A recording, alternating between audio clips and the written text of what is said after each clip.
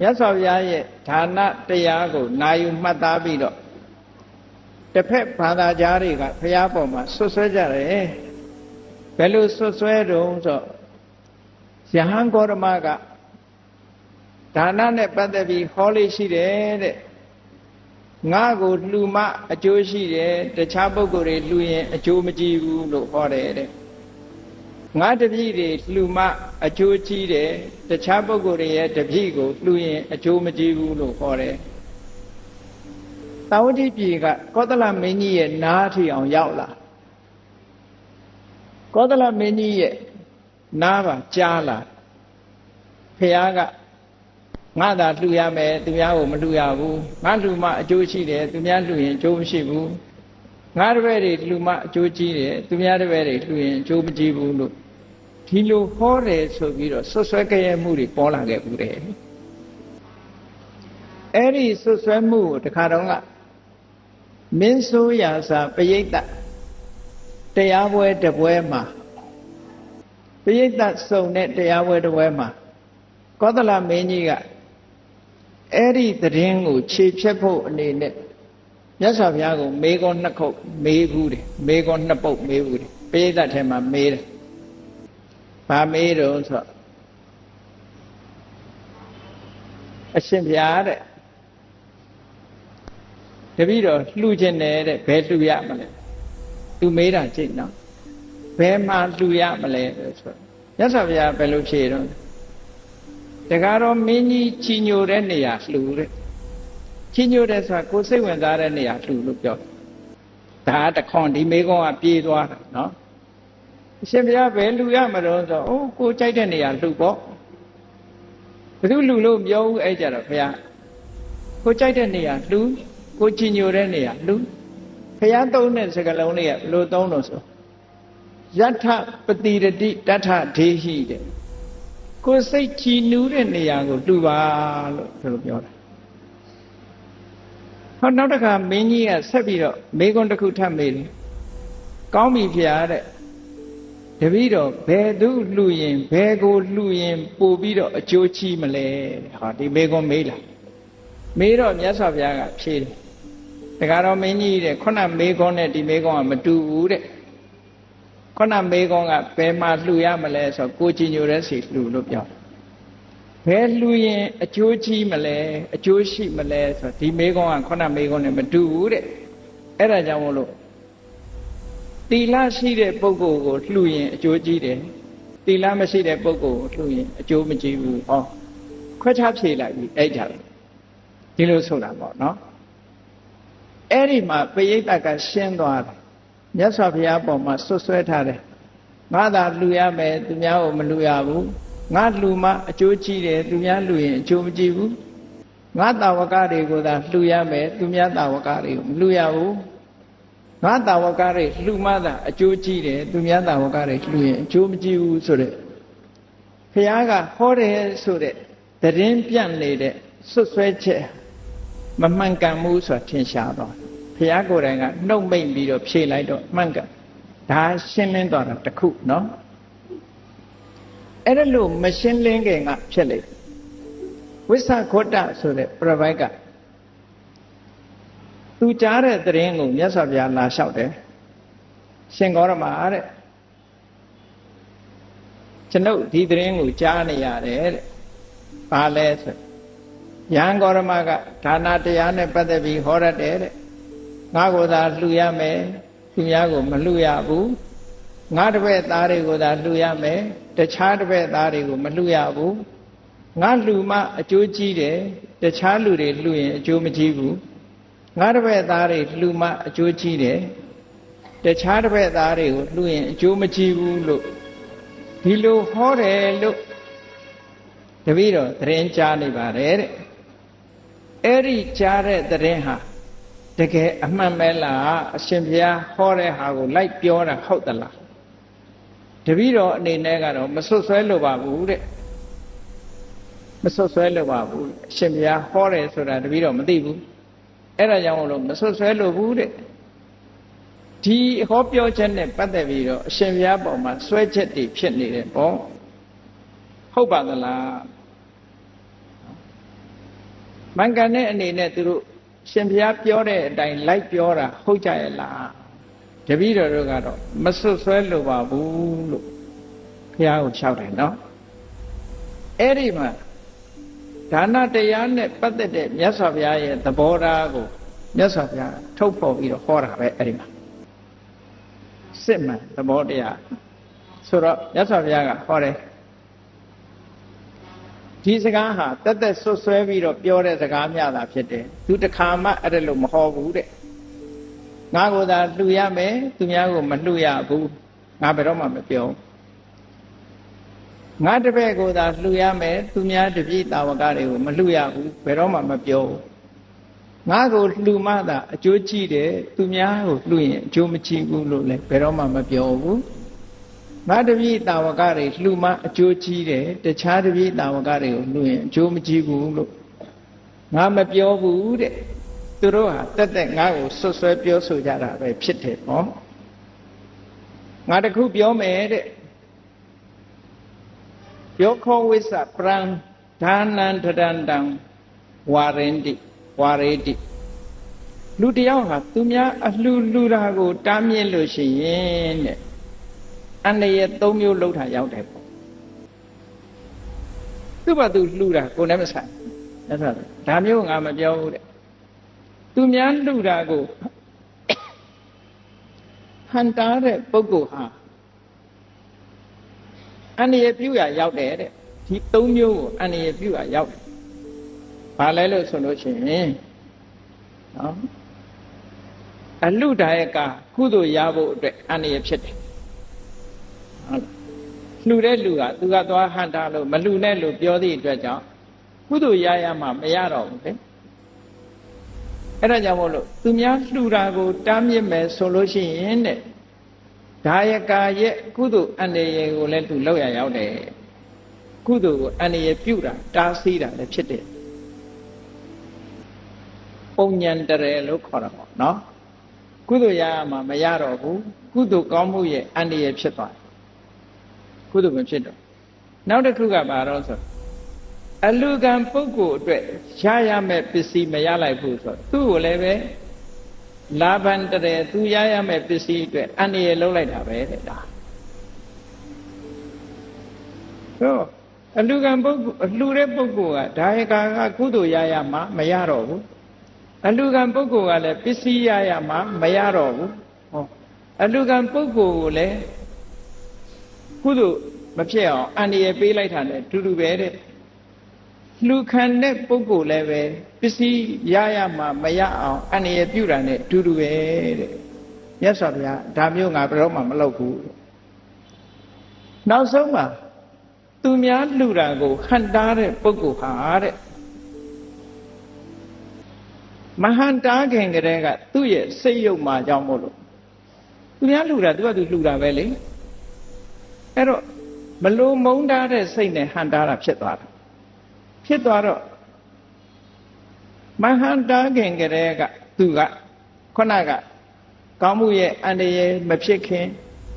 ရရှိမဲ့ပစ္စည်းလပါရရှိမဲ့အန္တရာယ်ကိုမပြုတ်ခင်ချွတ်တင်ပြီးတော့သူ့ရဲ့ဂုဏ်သိက္ခာတွေသူဖြည့်ဆည်းပြီးသားဖြစ်သွားပြီဒီလိုဆိုလို့လေနော်အဲ့တော့မြတ်စွာဘုရားဆိုလိုတာကသူများလှူတာကိုမလှူနဲ့လို့တားတဲ့ပုဂ္ဂိုလ်ဟာဒီအချက်၃ချက်ကိုသူ့မှာထိခိုက်နစ်နာမှု၃ခုသူလုပ်တဲ့အလုပ်ကြောင့်ကာယကမှာကုသိုလ်ရမှမရတော့ဘူးအလှကံပုဂ္ဂိုလ်ပစ္စည်းရမှမရတော့ဘူးသူကိုယ်တိုင်မှာကိုယ့်ရဲ့ဂုဏ်သိက္ခာကိုကိုယ့်အကိုဖျက်ဆီးပြီးသားဖြစ်သွားပြီတဲ့၃ခုဒီလို၃မျိုးအတွက်အနေဖြစ်သွားတယ်လို့ပြောဒါကြောင့်မို့လို့အလှဒါနနဲ့ပတ်သက်ပြီးတော့တိရစ္ဆာန်ပဲကြွေးကြွေးလူကိုပဲပေးပေးမဟန်တားရဘူးလို့ပြောတယ်နော်ဟန်တားရင်အဲ့ဒီ၃မျိုးဖြစ်တယ်ဒီလိုဆိုတော့မြတ်စွာဘုရားဒါနနဲ့ပတ်သက်တဲ့မြတ်စွာဘုရားရဲ့သဘောထားပဲမှန်ကန်တဲ့သဘောထားတစ်ခုမြတ်စွာဘုရားရှင်းပြောတာပြီးတော့ဒါနနဲ့ပတ်သက်ပြီးမြတ်စွာဘုရားဘယ်လိုဟောလိုက်တော့ အဟံခောပနဝိသဧဝံဝဒာမိဒါနနဲ့ပတ်သက်လာလို့ရှိရင်ငါဒီလိုခေါ်တာတဲ့လူတွေဟာနေ့စဉ်နဲ့အမျှစားတော့ပြီးတဲ့အခါအိုးတွေခွက်တွေဆေးကြတယ်ကြောကြသမင်းချက်တဲ့အိုးတွေစားတဲ့ခွက်တွေဆေးကြောတန့်စင်တဲ့အခါမှာတဲ့ရေမြောင်းရှိရင်ရေမြောင်းနဲ့တော်ကြတယ်ပေါ့နော်အဲ့လိုဆေးကြောတန့်စင်ပြီးတော့ရေမြောင်းနေတဲ့မှာတော်ကြတယ်လွတ်ရကျွတ်တော်ကြတယ်ဆိုတဲ့အချိန်လေးမှာတဲ့ဟောဒီအိုးဆေးရည်ခွက်ဆေးရည်တွေမှာပါတဲ့အစာအာဟာရလေးတွေတရားဝါလေးတွေစားပြီးတော့မျှတကြပါစေလို့စိတ်แท้ကကြံတွေးလိုက်ရုံနဲ့ဒါနဖြစ်တယ်ဒါမြတ်စွာဘုရားရဲ့ဒါနနဲ့ပတ်သက်တဲ့သဘောထားနော်အောက်ထစ်ဆုံးပြောတဲ့စကားအဲ့တော့ဘုရားဟောတဲ့စကားလုံးတိုင်းပြောမယ်ဆိုရင်ယေဟိတေသန္တနိကာယသန္တနိကာယဆိုတာရေမြောင်းတွေကိုပြောတယ်နော်ရေသိုးမြောင်းတွေကိုသန္တနိကာအောလိခံတွေဝါရေပုတ်တွေထုတ်တဲ့ရေအိုင်တွေအဲ့ဒီမှာထာလိဒောဝနံဝါတရာဝဒောဝနံဝါသတ္တေယသမင်းအိုးဆေးတာတွန်လိုက်တယ်ခွက်ဆေးတဲ့ရေတွေကိုတွန်လိုက်တယ်အဲ့ထဲပဲအစာအာဟာရလေးတွေပါသွားတယ်သမင်းလုံးလေးတွေဟင်းညံလေးတွေပါသွားတယ်နော်အဲ့ဒီလိုပါသွားတဲ့ဟာကိုရေတထပါဏာအဲ့ဒီမြောင်းနေချောင်းနေဒစည်းအိုင်တွေထဲမှာသရဝါလေးတွေရှိကြတယ်တဲ့အဲ့ဒီသရဝါလေးတွေဟာဒီဟာနဲ့မျှတကြပါစေစားကြပါစေဆိုတဲ့စိတ်ဓာတ်နဲ့စွန့်မယ်ဆိုရင်တဲ့တတောနိဒာနံပဟံဝိသပုံညတအာဂမံဝရာမိကုသိုလ်အကျိုးရတယ်တဲ့အလကားမဖြစ်ဘူးတဲ့နော်အကြံအတွင်းဆေးကြောပြစ်တဲ့ဟာတောင်မှပဲဒီစိတ်ကလေးထားဖို့လိုတယ်လို့ဆိုလိုတယ်နော်မထားပဲနေရင်တော့ဒီတိုင်းပြစ်လိုက်ရင်တော့ကုသိုလ်ရတယ်လို့ခေါ်တာမဟုတ်ဘူးနော်တရားဝါတွေစားကြပါစေဆိုတဲ့စိတ်ကလေးနဲ့အိုးဆေးခွက်ဆေးတွေကိုရေမြောင်းထဲမှာတွန်လိုက်လို့ရှိရင်အဲ့ဒီမြောင်းထဲမှာရှိတဲ့တရားဝါလေးတွေစားကြပါစေဆိုတဲ့စိတ်နဲ့တွန်လို့ရှိရင်အဲ့ဒီကုသိုလ်ကောင်းမှုရဲ့အကျိုးရတယ်လို့မြတ်စွာဘုရားဟောတာကဲတော့ဒါနကောင်းမှုနဲ့ပတ်သက်ပြီးဘယ်မှာဟန်တာတာရှိမလဲမြတ်စွာဘုရားဘယ်သူလှူဘယ်သူမလှူနဲ့လို့ဘယ်တော့မှမပြောဘူးလို့ဆိုလို့နော်တတောနိဒာနံပါဟံဝိသပုံညတအာဂမံဝရာမိအဲ့ဒါလို့ခွက်ဆေးရည်အိုးဆေးရည်လေးတွေစွန့်ပစ်ပြီးတော့ဒါနဲ့မျှတကြပါစေဆိုတဲ့စိတ်သဘောထားလေးကြောင့်ကုသိုလ်ကောင်းမှုရဲ့အကျိုးတရားဟာရလာတယ်ကောပနဝါဒောမနုဿဘုဒ္ဓေတဲ့လူသားတယောက်ကိုပေးမယ်ကမ်းမယ်ကျွေးမယ်မွေးမယ်ဆိုဘယ်မှမရပဲရှိမနေဟောဒီလိုဟောတာနော်ဒါနနဲ့ပတ်သက်တဲ့မြတ်စွာဘုရားရဲ့ policy တစ်ခုပဲပေါ့သဘောထားပဲအဲ့တော့ဒါနကောင်းမှုဆိုတာဘယ်နေရာမှာမဆိုဖြစ်တယ်စိတ်နေသဘောထားပေါ်မှာမူတည်တယ်လို့ဒီလိုပြောတာနော်အဲ့တော့ဒါနဖြစ်တယ်လို့ဆိုတိုင်းအကျိုးကြတော့တူလားလို့ဆိုတော့စဘာကျဲတိုင်းစဘာထွက်နှုံတူပါမလားမတူနိုင်ဘူးလေမြေကောင်းရေကောင်းရင်ပိုထွက်မှာပေါ့ဖာတလိုက်ဇာတွေသုံးနိုင်ရင်ပိုထွက်မှာပေါ့မျိုးကောင်းရင်လည်းပိုထွက်မှာပေါ့ဒီလိုတော့ရှိတာပေါ့နော်အဲ့ဒီသဘောကိုမြတ်စွာဘုရားဟောတာသုတ်တန်တစ်ခုမှဆိုရင်မြတ်စွာဘုရားဘယ်လိုဟောတော့ဆိုဒါနရဲ့အကျိုးကိုငါသိသလိုများသိကြမယ်ဆိုရင်တဲ့တတ္တဝါတွေဟာနောက်ဆုံးထမင်းလှုပ်တောင်မလှူပဲစားကြမှာမဟုတ်ဘူးလို့ဒီလိုပြောတယ်လှူဒန်းပြီးမှစားကြမှာဒါနရဲ့အကျိုးကိုငါသိသလိုမသိကြလို့သာမလှူကြတာတဲ့ငါသိသလိုများသိမယ်ဆိုရင်နောက်ဆုံးစားမဲ့ထမင်းလှုပ်ကလေးတောင်မလှူပဲစားမှာမဟုတ်ဘူးလို့ဒါနရဲ့အကျိုးသိလာတဲ့အခါတန်ဖိုးရှိမှန်သိလာတဲ့အခါလူတွေဟာမလှူပဲမစားကြတော့ဘူးဒီလိုဆိုလိုတာပေါ့နော်ဒါကမြတ်စွာဘုရားရဲ့ဒါနတရားနဲ့မြတ်ဗုဒ္ဓရဲ့သဘောထားတွေပဲပေါ့ဒီလိုဆိုလိုတာပေါ့နော်မြတ်ဗုဒ္ဓရဲ့သဘောထားကဲပြီးတော့မြတ်စွာဘုရားဟုတ်ပြီ ဒါနရဲ့အကျိုးဆိုတာတိရစ္ဆာန်ပဲလူပဲလူအတိုင်းအတာတစ်ခုရအလဟတမဖြစ်ဘူးတဲ့အကျိုးတရားဆိုတာလာမယ်သို့တော့ analyze လုပ်တယ်ခွဲခြားပြောလိုက်မယ်အဲ့ဒါကြောင့်အဲ့ဒီမှာဘယ်လိုဟောတော့ဆိုအပိစာဟံဝိသသီလဝတ္တဝဋိနံမဟပလံနတထာဒုတ်တိလတာမြတ်စွာဘုရားခွဲခြားဟောဖို့အကျိုးရတယ်ဆိုပေမဲ့လို့တဲ့ဒါနရဲ့ကောင်းကျိုးချမ်းသာရနိုင်တယ်လို့ဆိုပေမဲ့လို့ကိုချင်းသီလရှိတဲ့ပုဂ္ဂိုလ်ကိုလှူတဲ့ဒါနနဲ့သီလမရှိတဲ့ပုဂ္ဂိုလ်ကိုလှူတဲ့ဒါနတူတယ်လို့တော့ငါမဟောဘူးတဲ့ကဲဒါလို့ဆိုလို့လားနော်တော့ဒါကတော့လောကသဘာဝပဲကြည့်ပေါ့ရေမြေမတူဘူးဆိုလို့ရှိရင်သီးနှံလည်းပဲတူလိုက်မလဲကိုချင်းသီလဆိုတဲ့အလူကံပုဂ္ဂိုလ်ဟာရေမြေနဲ့သဘာဝနဲ့တူတယ်လေရေကောင်းမြေကောင်းမှစိုက်ပျိုးလိုက်ရင်ပို့ပြီးတော့သီးနှံတွေထွက်မယ်ဆိုတာဒါသိကြတာပေါ့အဲ့ဒါလိုပဲသီလရှိတဲ့ပုဂ္ဂိုလ်ကိုလှူလိုက်မယ်ဆိုရင်တော့ပိုအချိုးကျေးဇူးရှိတယ်ဆိုတာဒါသိကြတာအဲ့ဒါကိုခွဲဟောတာဗျာအဲ့ဒီခွဲဟောတဲ့သဘောကိုနားထောင်ပြီးတော့ငါကိုသာလှူရမယ်သူများကိုမလှူရဘူးလို့ဒီလိုတွေငါလှူမှအကျိုးရှိတယ်ငါတာဝကတွေလှူမှအကျိုးရှိတယ်အခြားပုဂ္ဂိုလ်တွေရဲ့တာဝကတွေလှူရင်အကျိုးမရှိဘူးလို့ဒီလိုဟောတယ်လို့မြတ်စွာဘုရားကိုဆွဆွဲကြတာပဲမှန်ဘုရားကအဲ့ဒါလို့ဟောတာမဟုတ်ဘူးဟောတာကပါတော့မတူညီတဲ့သဘောသီလရှိတဲ့ပုဂ္ဂိုလ်ကိုလှူတဲ့ဒါနရဲ့အကျိုးဟာကြီးတယ်လို့ဒုသီလပုဂ္ဂိုလ်ကိုလှူလို့ရှိရင်တော့အဲ့ဒါလို့အကျိုးကြီးမယ်လို့ငါမဟောနိုင်ဘူးတဲ့ငါမဟောဘူးတဲ့အဲ့ဒါမျိုးတော့အဲ့ဒီမှာလည်းပဲသီလရှိတဲ့ပုဂ္ဂိုလ်တောင်မှဘယ်လိုပုဂ္ဂိုလ်မျိုးကြတော့ပို့ပြီးတော့အကျိုးကြီးတယ်လေလို့ဆိုတဲ့အခါမှာအလူကံပုဂ္ဂိုလ်ကိုရွေးချယ်ပုံကိုမြတ်စွာဘုရားဒီနေရာမှာဟောဓာတ်နုမထားတဲ့သဘောပဲဒါဗမာတွေပြောနေတဲ့နထင်းကားကြနမငါးကြမလုပ်ဘူးလို့ဆိုတဲ့အဓိပ္ပာယ်ပဲเนาะတမိုးချင်းတူတူမထားဘူးဆိုတဲ့အဓိပ္ပာယ်အဲ့တော့အလူကံပုဂ္ဂိုလ်ဟာအင်္ဂါ၅ပါးကိုဖယ်ရှားအရည်ချင်း၅မျိုးတဲ့ပုဂ္ဂိုလ်ဆိုလို့ရှိရင်အတိုင်းအတာမရှိအောင်ကြိုးကျေးဇူးရှိပါတယ်ကိုယ်ဌာနကောင်းမှုပို့ပြီးတော့အကျိုးတရားတွေရချင်တယ်ဆိုလို့ရှိရင်ကောင်းကျိုးချမ်းသာရဖို့လူတွေဟာဘယ်မှာမလုပ်ဖဲရှိမလဲလို့ဆိုလို့ဒါနမပြောပါနဲ့စီးပွားလုပ်တဲ့လူတွေဟာရှိနေအလုလျှောက်တာတောင်မှဒီအလုကလာကပိုရရင်လာကပိုရတဲ့အလုလုံးမှာပေါ့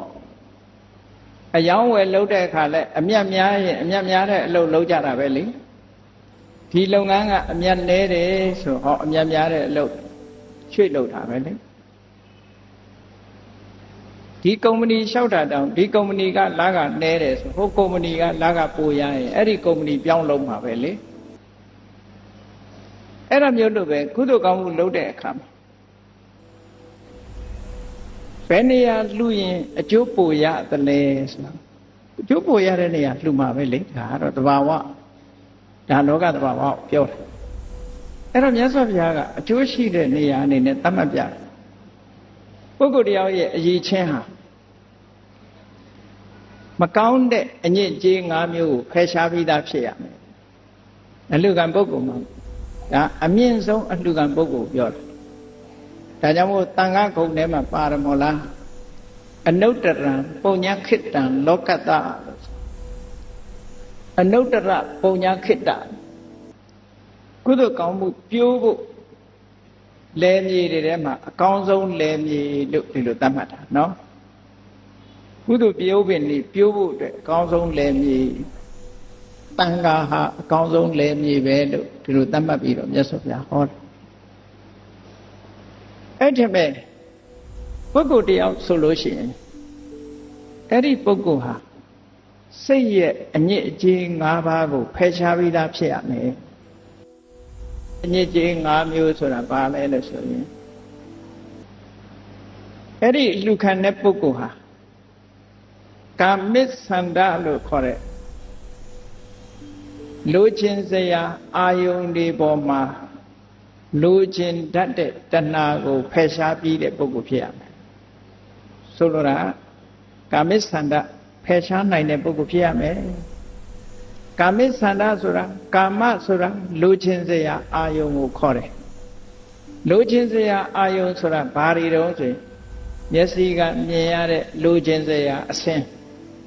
နားကကြားရတဲ့လိုချင်စရာအသံ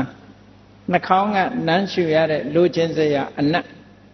လျှာနဲ့လျက်ရတဲ့လိုချင်စရာအရသာခန္ဓာကိုယ်နဲ့ထိတွေ့ရတဲ့လိုချင်စရာအထိအတွေ့အဆင်းအသံအနတ်အရသာဒါကပစ္စည်းနဲ့တက်ပြောမယ်ဆိုရင်သုံးနိုင်မှာမဟုတ်ဘူးလေဒါကြောင့်မို့ပစ္စည်းနာမည်နဲ့မပြောဘူးအာယုန်နာမည်နဲ့ပဲပြောလိုက်တယ်မျက်စိထဲမှာမြင်ပြီးတော့ကြိုက်เสียတွေကအများကြီးပဲလေနားကနားထောင်ပြီးတော့ကြိုက်เสียအတန်တွေလည်းအများကြီးပဲလေနှာခေါင်းကနမ်းရှူပြီးကြိုက်เสียအနံ့နောကလူတွေလိုက်ရှာနေတာဒါတွေပဲရှာနေကြတာမဟုတ်လားမျက်စိနဲ့ပျော်เสียအာယုန်နားနဲ့ပျော်เสียအတန်တွေအားမရတဲ့အခါကျတော့ကြည့်ပါလား electronic ဆိုင်တွေမှာဘာတွေရောင်းတော့ MP3 တို့ MP4 တို့ဘာတွေသွင်းထားတချင်းလေးတွေသွင်းနော်အဲ့ဒါလေးတွေနားထောင်ပြီးတော့တချို့ရမော်တော်ဆိုင်ကယ်စီးပြီးတော့အဲ့ဒါနားထောင်ပြီးတော့သွားတာနောက်ကကားလာမှမသိဘူးအစီရင်းနေဖြစ်ကုန်ရောရန်ကုန်မှာတစ်ခါတွေ့တယ်လမ်းဖြတ်ကူးတယ်နှစ်ချက်ကလေးတက်ပြီးတော့တချင်းလေးနဲ့တငိမ့်ငိမ့်သွားတာဟိုကကားလာနေပြီနော်အဲ့ဒါလို့ဒီအာယုန်တွေပေါ်မှာမမောပြီးတော့ဒါကာမဂုဏ်အာယုန်တွေပေါ်မှာလိုချင်တဲ့ဆန္ဒလို့ခေါ်တာပဲနော်အတန်နဲ့ပတ်သက်လို့လဲဘယ်တော့မှတိမ်ကောသွားမှာမရှိဘူးအနတ်နဲ့ပတ်သက်လို့ရောမလေးရေမွေးတွေအမျိုးမျိုးလာအမွေးကြိုင်တွေအမျိုးမျိုးထုတ်ဘယ်တော့မှလောက်ဝယ်မဟုတ်ဘူးဒါကြောင့်မို့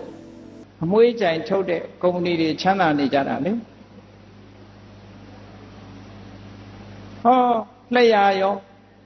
ရှာကနေလဲရတဲ့အရာသာရောပေါ်လိုက်တာ restaurant တွေနော်စားတောက်ဆိုင်တွေလမ်းမေးမှာကြည့်လိုက်ရင်စားတောက်ဆိုင်တွေအများကြီးပဲဗမာစားအားမရတဲ့အခါကျတော့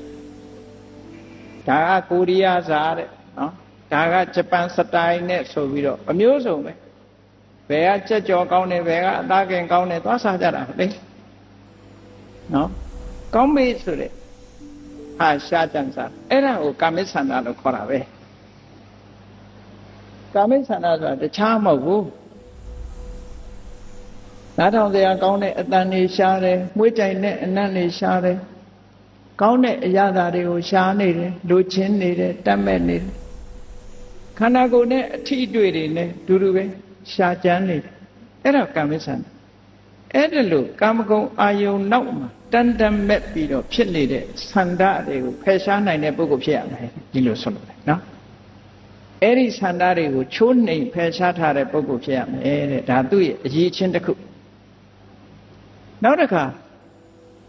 လောဘဖြစ်ပြီးရင်ဘာလာတတ်တုံဆိုအစင်ပြေနေလောဘအစင်မပြေရင်ဒေါသဆိုတာလား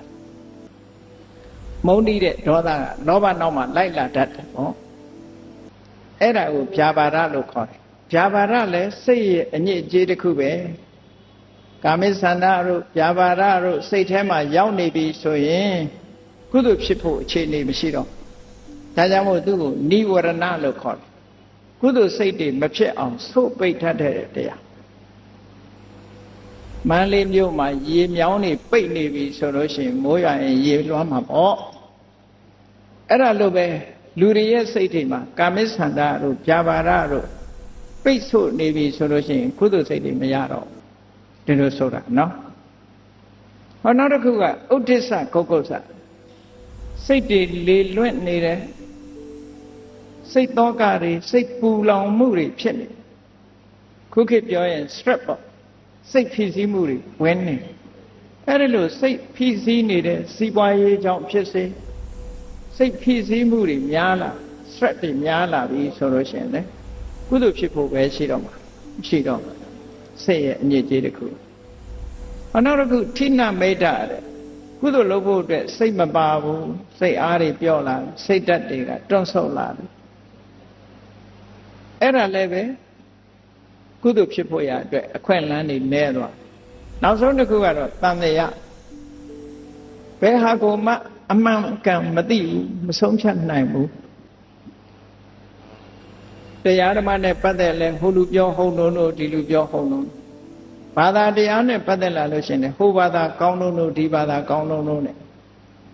တထစ်ချဆုံးဖြတ်နိုင်စွာမရှိဘူးဆိုတဲ့ဝိသိကိစ္စတဲ့အဲ့ဒီ၅မျိုးပေါင်းလိုက်တဲ့အခါကာမိသန္တာကိုလည်းဖယ်ပြီးသားဖြစ်တဲ့ပုဂ္ဂိုလ်ဖြစ်ရမယ်ဗျာပါဒဆိုတာကိုလည်းဖယ်ရှားပြီးသားပုဂ္ဂိုလ်ဖြစ်ရမယ်ထိဏမိတ်ထဆိုတာကိုလည်းဖယ်ရှားပြီးသားဖြစ်ရမယ်ဥဒိစ္စကုက္ကုစ္စဆိုတာကိုလည်းဖယ်ရှားပြီးသားဖြစ်ရမယ်ဝိသိကိစ္စဆိုတာလည်းဖယ်ရှားပြီးသားဖြစ်ရမယ်ဒီစိတ်ရဲ့အညစ်အကြေး၅မျိုးပေါ့အဲ့ဒီ၅မျိုးကိုဖယ်ရှားပြီးသားပုဂ္ဂိုလ်ဖြစ်ရင်အလူကံပုဂ္ဂိုလ်ကဒီအည်သွေးတွေဒါတွေကိုဖယ်ရှားထားတဲ့ပုဂ္ဂိုလ်ဆိုလို့ရှိရင်လှူတဲ့အလှူဟာပို့ပြီးတော့အကျိုးချတယ်ဒီလိုပြောတာနော်နောက်တစ်ခါဒါတွေဖယ်ရှားရုံနဲ့မကဘူးသူ့မှာထူးခြားတဲ့အည်ချင်း၅မျိုးလည်းရှိရအဲ့ဒီထူးခြားတဲ့အည်ချင်း၅မျိုးဆိုတာဘာလဲလို့ဆိုအတိခေနတိလက်ခန္ဒေနသမန္နာကတော်တဲ့အတိခဖြစ်တဲ့တိလအစုနဲ့ပြည့်စုံတယ်လို့ဆိုတာဒါယဟန္တာပုဂ္ဂိုလ်လို့ပြောတဲ့သဘောပဲနော်ဘုရားယဟန္တာမှာအတိခတိလနဲ့ပြည့်စုံအတိခဆိုတာကျင့်စရာမလိုတော့ဘူးအထွတ်ထိပ်ရောက်နေတဲ့တိလအဲ့တော့ဘုရားယဟန္တာရဲ့တိလဆိုတာဖယ်ရှားစရာအကုသိုလ်မရှိလို့အထွတ်ထိပ်ရောက်နေတဲ့သီလမျိုးဖြစ်တယ်လေဒါကြောင့်မို့လို့အဲ့ဒီလိုသီလမျိုးနဲ့ပြည့်စုံတဲ့ပုဂ္ဂိုလ်ဖြစ်ရမယ်ရှင်းကြံကြိုးကုပ်အထုတ်ပြီးသားပါဖက်လို့ပြောတာပေါ့နော်ပါဖက်ဖြစ်နေတဲ့ကိုချင်းတရားပါဖက်ဖြစ်နေတဲ့တမာတိတရားပါဖက်ဖြစ်နေတဲ့ပညာတရားဒီလိုဆိုလို့တယ်နော်နောက်တစ်ခုကဝိမု ക്തി ဆိုတာကိလေသာတွေကနေလွတ်မြောက်ခဏလွတ်မြောက်တာမဟုတ်ဘူးအပြီးတိုင်လွတ်မြောက်ယန္တာဖြစ်သွားလို့ကိလေသာတွေအလုံးကနေလွတ်သွားတယ်တဏှာရာဂတွေကနေလွတ်သွားအပြီးဝိမု ക്തി နဲ့ပြည့်စုံတဲ့ပုဂ္ဂိုလ်ဝိမု ക്തി ဉာဏတတနာလွတ်တာကိုသိနိုင်မြင်နိုင်တဲ့အသိဉာဏ်နဲ့ပြည့်စုံတဲ့ပုဂ္ဂိုလ်ဆိုပေါင်းလိုက်တဲ့အခါကျတော့အတိခဖြစ်ပြီးကျင့်တဲ့အကျင့်ကြံဟာလမ်းဆုံးနေတဲ့သီလသမာဓိပညာဝိမု ക്തി ဉာဏတတနာတဲ့ဒီချင်း၅မျိုးနဲ့ပြည့်စုံတဲ့ပုဂ္ဂိုလ်ဖြစ်ရမယ်လို့ဆိုမလိုလားအပ်တဲ့နိဝရဏတရား၅ပါးကိုဖယ်ရှားပြီးဖြစ်ခြင်း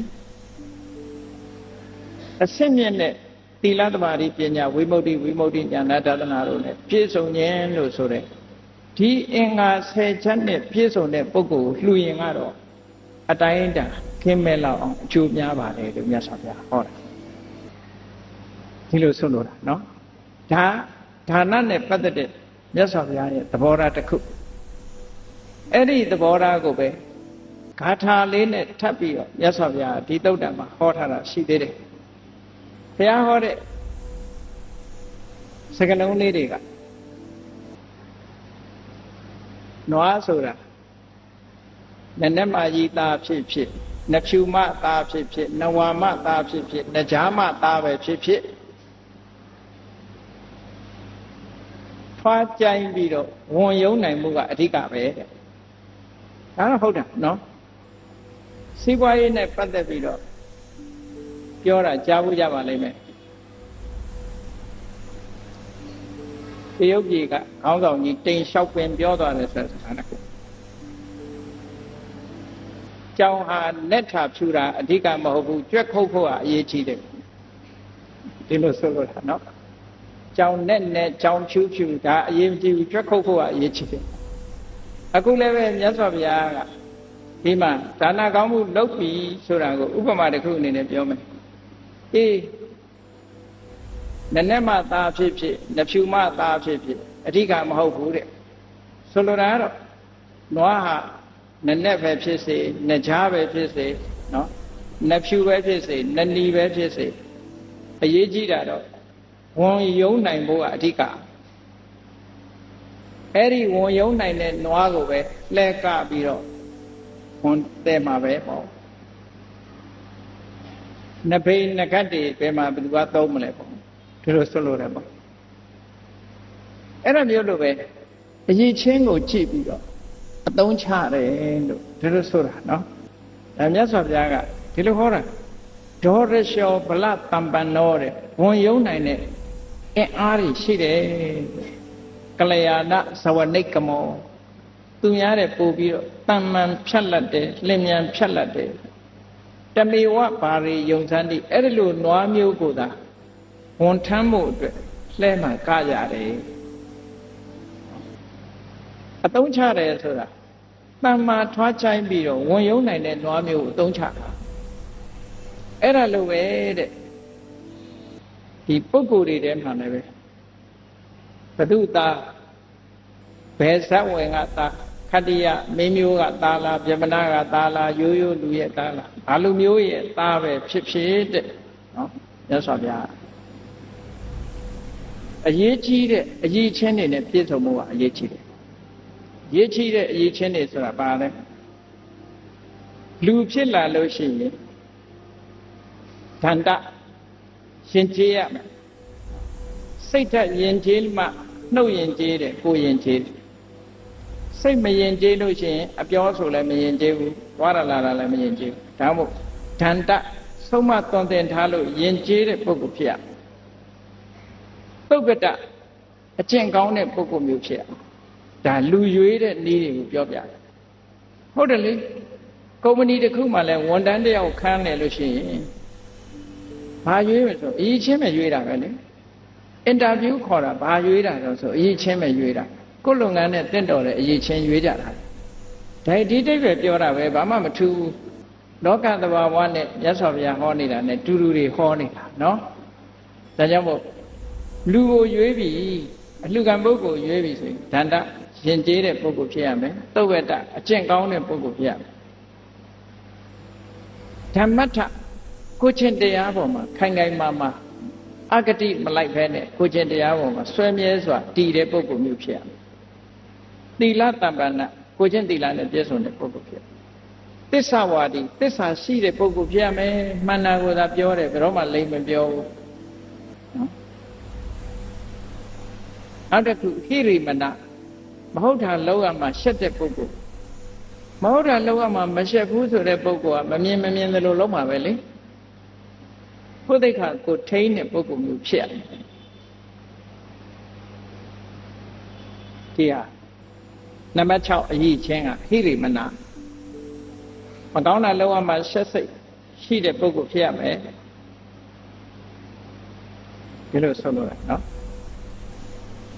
ဟောနောက်အစင်းမြင့်တာဖြစ်တဲ့အခါကျတော့နမခွန်ကြတော့ဗာပြောတော့ပဟိနဇာတိပရဏောပြန်လီမွေးဖွားခြင်းနဲ့သိဆုံးခြင်းနှစ်ခုဖယ်ရှားပြီးသားပုဂ္ဂိုလ်ဖြစ်ရမယ်ဆိုဉာဏပုဂ္ဂိုလ်ပြောတာဒါကြတော့နော်ပြန်လီမွေးဖွားခြင်းလည်းမရှိဘူးသိဆုံးခြင်းလည်းမရှိတော့ဘူးနောက်မမွေးရင်မသိတော့ဘူးပေါ့ဒီလိုဆိုလိုတာနော်နံပါတ်9နံပါတ်10ကျတော့ဗြဟ္မစရိယတခေဝလီတဲ့မြတ်သောအကျင့်ကိုပြည့်ပြည့်စုံစုံကျင့်ပြီးသားပုဂ္ဂိုလ်ဖြစ်ရမယ်မဂ္ဂင်7ပါးအကျင့်တရားကိုထွတ်ထွတ်ရအောင်ပြည့်ပြည့်စုံအောင်ကျင့်ပြီးသားပုဂ္ဂိုလ်ဖြစ်ရမယ်တဲ့နံပါတ်9ကျတော့ပဏ္ဏဘာရဝန်တို့ဝန်မိုးကြီးကိုပြစ်ချပြီးသားပုဂ္ဂိုလ်ဖြစ်ရဆိုလိုတာကခန္ဓာဆိုတဲ့ဝန်တို့ဝန်မိုးကြီးကိုနောက်ထပ်မယူဘူးဘုန်းကြီးတို့တွေကဒီဘဝတည်သွားရင်နောက်ထပ်ခန္ဓာတစ်ခုထပ်ယူအောင်ပါလေအဲ့တော့ တစ်ထုပ်ကိုပြစ်ချပြီးနောက်တစ်ထုပ်ကောက်တဲ့လူတွေကိုပုရုဇဉ်တွေဆိုတာဒီတစ်ထုပ်ချပြီးနောက်တစ်ထုပ်ကောက်အောင်ပါပဲအဲ့ဒါကြောင့်မလို့ပဏ္ဏဘာရလို့မခေါ်ဘူးယဟန္တာပုဂ္ဂိုလ်ကြတော့နောက်ထပ်မယူတော့ဘူးမယူလို့ပဏ္ဏဘာရအထုပ်ကိုချထားတဲ့ပုဂ္ဂိုလ်ဒီလိုဆိုရတယ်ပေါ့ပဏ္ဏဘာရနောက်30ကဝိတ္တံယုတ်တကာမဂုဏ်အာယုန်တွေနဲ့ဘယ်တော့မှစိတ်တွဲပြီးတော့မနေဘူးကာမဂုဏ်အာယုန်တွေကနေလွတ်ကင်းသွားတဲ့ပုဂ္ဂိုလ်ဖြစ်7ကကတ္တကိစ္စလှုပ်เสียကိစ္စတွေအလုံးလုပ်ပြီးတဲ့ပုဂ္ဂိုလ်ဖြစ်အဲ့တော့ပုရုဇဉ်ပုဂ္ဂိုလ်တွေတို့တိခပုဂ္ဂိုလ်တွေဆိုတာလှုပ်เสียတန်းလန်းနေကြီးပဲဘယ်တော့မှပြီးတတ်တယ်လို့မရှိဘူးလေအလုပ်ပြီးသွားပြီလို့ပြောတာမှန်ကန်ပြောတာမဟုတ်လှုပ်เสียကြမ်းနေသေးတာပဲအမြင်နဲ့ယန္နာပုဂ္ဂိုလ်ကြတော့ကိလေသာတွေဖယ်ရှားတဲ့လုပ်ငန်းဟာသူကအပြီးသတ်သွားပြီဒီလိုဆိုလို့ပဲเนาะနောက်7ကြတော့အနာတဝမိမိရဲ့စိတ်အစဉ်မှာအမြဲမပြတ်စည်းဝင်နေတတ်တဲ့လောဘတွေဒိဋ္ဌိတွေမောဟတွေဆိုတဲ့အာတဝတရားတွေမရှိတော့ဘူးတဲ့เนาะ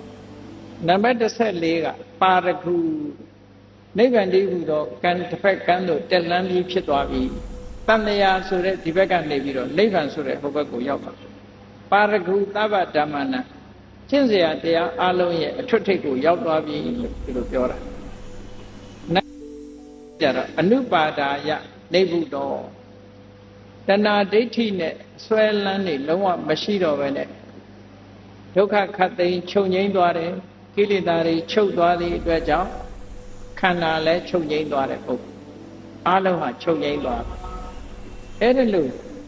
ဒီအင်္ဂါရက်တွေနဲ့ပြည့်စုံတဲ့ပုဂ္ဂိုလ်ကိုလှူတဲ့အလှူကြတော့ဩတဲ့အကျိုးတရားဟာအလုံးပဲများပါတယ်လို့မြတ်စွာဘုရားဒီလိုဟောတယ်နော်အဲ့ဒါဒါနနဲ့ပတ်သက်တဲ့မြတ်စွာဘုရားရဲ့သဘောထားပဲပေါ့ဒါကြောင့်မို့တရားချက်ခင်သူတော်စင်ပြိဿအပေါင်းတို့ဘုရားမြတ်စွာဘုရားရဲ့ဒါနနဲ့ပတ်သက်တဲ့သဘောထားဟာဒါနဆိုတာဘယ်နေရာမှာပဲလှူဒါနရဲ့အကျိုးဟာမရဘူးမဟုတ်ရဘယ်ပုဂ္ဂိုလ်ပဲလှူဒါနရဲ့အကျိုးဟာသူ့အတိုင်းတိုင်းရသို့တော့ပူရခြင်းနဲ့ဆိုလို့ရှိရင်တော့ရွေးချယ်ရလိမ့်မယ်တဲ့ဟုတ်တယ်လေလူရွေးတယ်လို့ရွေးရမယ်စိုက်ပျိုးရေးလုပ်တဲ့အခါမြေရွေးတယ်လို့ရွေးရလိမ့်မယ်တဲ့အဲ့ဒါလို့ရွေးချယ်ပြီးလုပ်လို့ရှိရင်တော့အလှူအထုကိုရွေးချယ်ခြင်းအလှူခံပုဂ္ဂိုလ်ကိုရွေးချယ်ခြင်းအဲ့ဒါလို့ရွေးချယ်မှုတွေပြုပြီးတော့လှူတဲ့အလှူကတော့ချီးမွမ်းတတ်တဲ့အလှူမျိုးဖြစ်တယ်ဆိုတာမြတ်စွာဘုရားဟောကြားခြင်းဖြစ်ပါတယ်ဒါကြောင့်တရားချက်ခင်သူတော်စင်ပြိဿအပေါင်းတို့ဒါနတရားနဲ့ပတ်သက်တဲ့မြတ်စွာဘုရားရဲ့မြတ်ဗုဒ္ဓရဲ့သဘောထားကိုနာယူမှတ်သားပြီးတော့